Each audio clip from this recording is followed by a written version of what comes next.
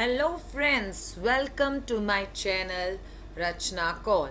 So let's continue the topic The Strange Case of Britain Part 2.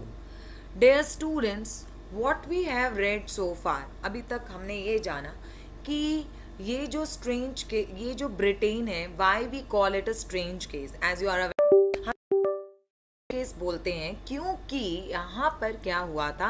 यहाँ पर जो है कोई sudden it was not a sudden upheaval. ये कोई सडन अपहीवल नहीं है।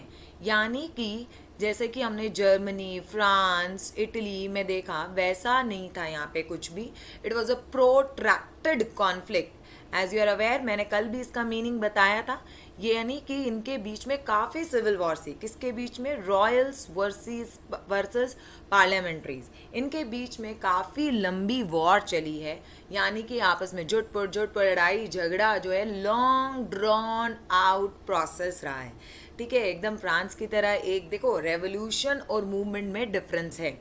रेवोल्यूशन हो गया कि जो एक सडन दिन उठे और रेवोल्यूशन कर दिया। मूवमेंट होता है, it was a long process. ठीक है, वी कैन से कि ब्रिटेन एक लॉन्ग मूवमेंट था।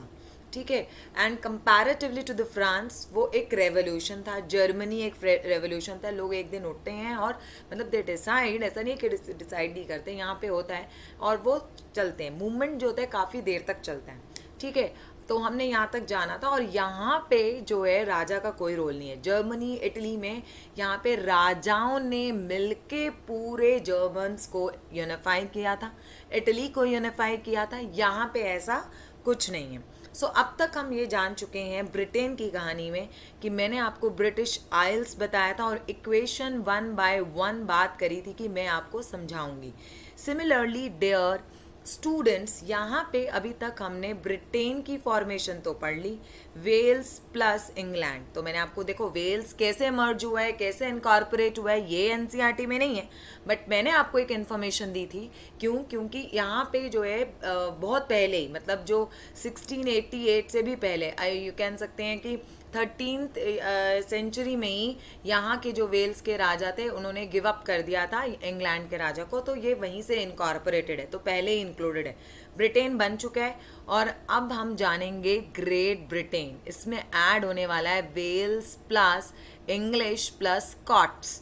जो मैंने आपको एथनिक कंपोजिशन बताई थी यहाँ पे लोगों की, कि जो एथनिसिटी क्या है यहाँ पे लोगों की, वो जो मैंने समझाई थी आपको, वो मैंने आपको बताया था। अब यहाँ पे हम जानेंगे स्कॉट्स के बारे में कि ये स्कॉट्स कैसे यहाँ पर आए। यानी कि Scotland, as I told you, Scotland जो है ये भी एक सेपरेट कंट्री है।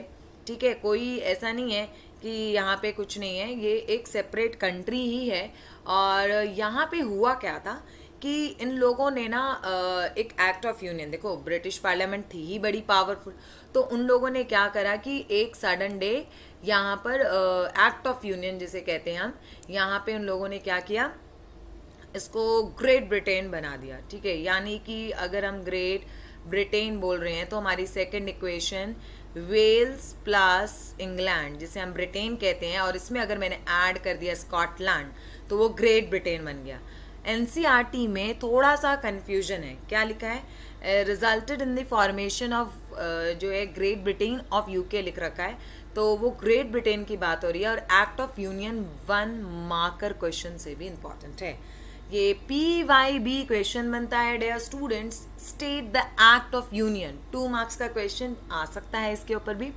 तो आप इक्वेशन लिख के इसको स्टेटमेंट में स्टेटमेंट लिखेंगे, एक्सप्लेन करेंगे, then it makes your answer more impressive.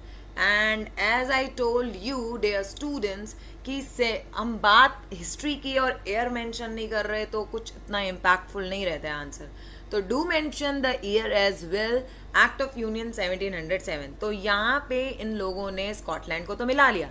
Point is कैसे, देखो होता क्या है, जैसे क्रिश्चियनिटी में भी ना 2 कम्युनिटी थी, जैसे हिंदूज में क्षत्रियास, वैश्यास, ब्राह्मण्स, वैसे ही यहाँ पे भी कैथोलिक्स और प्रोटेस्टेंट्स थे। सीन ये था डियर स्टूडेंट्स कि इंग्लैंड में जो डोमिनेशन थी वो प्रोटेस्टेंट्स की थी, यानी इनकी पॉपुलेशन ज़्यादा थी। और यहाँ के स्कॉटलैंड के कैथोलिक्स तो एक्ट ऑफ यूनियन को फेवर नहीं कर रहे थे। वो बोल रहे थे कि हम प्रोटेस्टेंट्स के नीचे नहीं जाएंगे, यानी रिलीजियस डिफरेंसेस यहाँ भी है, ठीक है।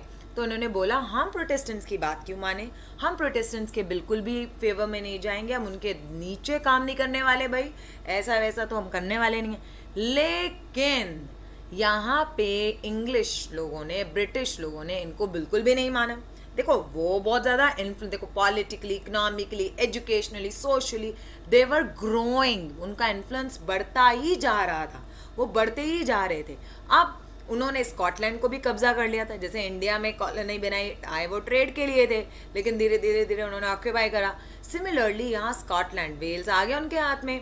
अब स्कॉटलैंड को ऑक्यूपाई करना था, उन्होंने वहाँ पे डोमिनेट करके एक इम्प्लीमेंट कर दिया भाई, यहाँ पे जो है ब्रिटेन, ग्रेट ब्रिटेन के अंडर हो जाएगा स्कॉटलैंड। अब ये हमारे अंडर हुआ, ब्रिटिश आइल्स का पार्ट है, और यहाँ पे इन्होंने अपनी चीज़ें थोपना शुरू कर दी, डोमिनेट करना शुरू कर दिया।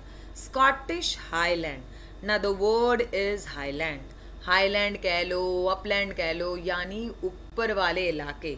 स्कॉटलैंड का अभी जैसे मैं अगर मैप दिखाया था मैंने आपको, तो मैप की अगर हम बात करें, वहाँ पे मैंने आपको जैसे बताया था कि मैप में यहाँ पे जो है, ये देखिए, ये यहाँ पे जो स्कॉटलैंड, ये इसका अपर वाला, ये हाईलैंड एरिया, पहाड़ी इलाका जिसे हम कहते हैं, ये यहाँ के लोगों को, जो कैथोलिक्स रहते थे, वो बिल्कुल भी फेवर नहीं कर रहे थे, सपोर्ट नहीं कर रहे थे यहाँ पे, ठीक है। रीज़न बीइंग वो नहीं चाहते थे कि वो प्रोटेस्टेंट्स के कब्जे में आए, तो यहाँ पे इन लोगों ने प्रोटेस्ट करना शुरू कर दिया, ठीक है। लेकिन मतलब बहुत ज़्यादा कि हम जो है प्रोटेस्टेंट्स के अंडर नहीं आएंगे, ये नहीं करेंगे, वो नहीं करेंगे। इनकी जो लैंग्वेज थी, गैलिक लैंग्वेज थी, ठीक है, वो जो स्कॉटलैंड के लोग जो लैंग्वेज बोलते थे अपनी लैंग्वेज, उसको मना कर दिया। कोई भी बोलता हुआ नज़र आता था, सप्रेस यानी दबा दिया, रिप्रेस यानी दबा दिया, ये सब एनसीईआरटी के वर्ड्स हैं। इनको दबा दिया जाता था, जेल्स में डाल दिया जाता था, इनको अपनी नेशनल ड्रेस भी अलाउड नहीं थी, यानी टेस्ट, कलर में सब ये लोग चाहते थे, इंग्लिश लोग, कि ये स्कॉट्स जो हैं हमारे जैसे बन जाए, एकदम इंग्लिश, ठीक है। नेशनल ड्रेस अलाउ नहीं करी इन लोगों ने, ठीक है। तो इस पार्लियामेंट ने, जो इंग्लिश पार्लियामेंट थी, इन्होंने टोटली फुली कंट्रोल कर दिया। लेकिन जो कैथोलिक क्लैन थी, क्लैन क्या होता है कि वो जो ग्रुप था, रिलीजियस ग्रुप था कैथोलिक क्लैन, इन्होंने काफ़ी प्रोटेस्ट करा, बट प्रोटेस्टेशन का कोई फ़ायदा नहीं हुआ। बहुत विद्रोह करा इन्होंने इस चीज़ का, लेकिन उसका कोई फ़ायदा नहीं हुआ। और फाइनली यहाँ पे इनको एक्ट ऑफ यूनियन को फॉलो अप करना पड़ा, ठीक है। कोई इनकी, ये देखो, ये मैंने आपको पिक्चर भी दिखाई है यहाँ पे, ये स्कॉटिश जो है ड्रेस है, ठीक है, इनका नेशनल ड्रेस होता है। जैसे हमारे यहाँ भारत माता को एक देवी के रूप में दिखाया जाता है, तो ये लोगों का ये ड्रेस है। सिमिलरली यहाँ पे भी इन लोगों को सारी चीज़ें बंद कर दी गई। तो फिलहाल हम कहाँ तक पहुँच गए, हमने अभी तक 2 ईयर कवर कर लिए हैं। 1688 जब इंग्लिश पार्लियामेंट ने मोनार्क को जड़ से उखाड़ दिया, मोनार्की ख़त्म कर दी। सेकेंड डेट हमने पढ़ी 1707। डेयर स्टूडेंट, 1688 से पहले ही वेल्स इसके कब्जे में आ चुका था, ठीक है। 2 इक्वेशन हम जान चुके हैं, इक्वेशन थी हमारी वेल्स प्लस इंग्लैंड, कर चुके हैं। ग्रेट ब्रिटेन हम कह सकते हैं, ब्रिटेन में स्कॉटलैंड कैसे अंदर आया। सिमिलरली अब हम जानेंगे नेक्स्ट वीडियो में कि अब हम पढ़ेंगे यूके कैसे फॉर्म हुआ, यानी अब बारी है हमारी नॉर्दर्न आयरलैंड की, ठीक है। यहाँ हम कह सकते हैं Wales plus England plus Scotland. Now the turn of the Northern Ireland, why we call Northern Ireland, मैं आपको ये पिछली वीडियो में बता चुकी हूँ। नेक्स्ट वीडियो में और भी अच्छे से जानेंगे, तो हम देखेंगे कि यहाँ पे नॉर्दर्न आयरलैंड कैसे इसके साथ जुड़ा in the next video. Meanwhile, stay tuned and be updated for more and more video. Like and subscribe my channel for more updates. Thank you and have a nice day.